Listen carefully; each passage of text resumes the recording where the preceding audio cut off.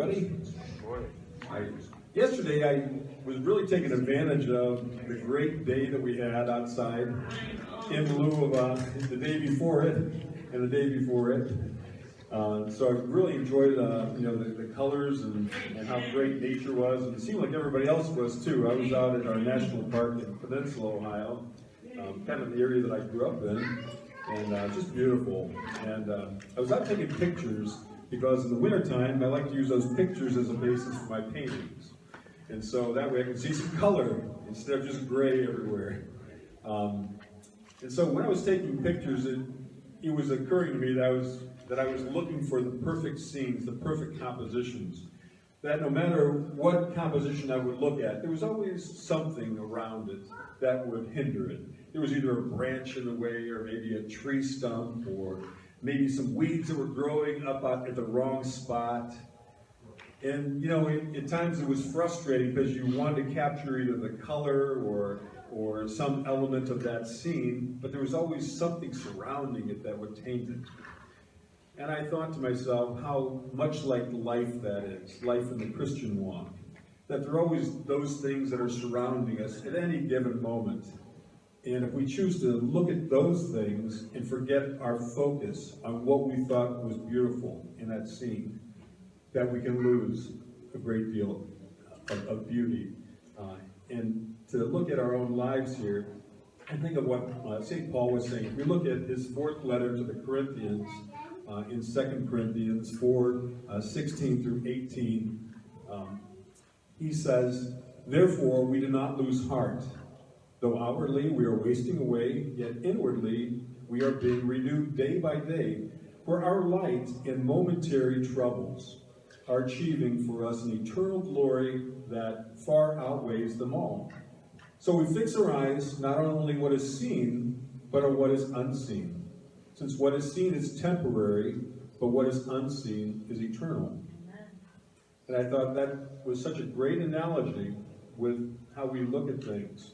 We can choose to look at all the surrounding things in our lives, all the hindrances and the obstacles and the circumstances. But if we lose that focus to what that true beauty is, and that true beauty is the light of God, the gospel of Christ that lives in us. He talks about us earlier in the chapter as being jars of clay, something that's for the moment, something that's breakable, something that's fallible. But inside of those jars of clay is the light of God. And that's what is eternal. And we look to the prize. We should go throughout life not focusing on the things that are circumstances, but focusing on the greater eternal prize that is to come. We look at Hebrews 12:2, looking to Jesus, the author and finisher of our faith, who for the joy that was set before him endured the cross, despised the shame, and is set down at the right hand of the throne of God.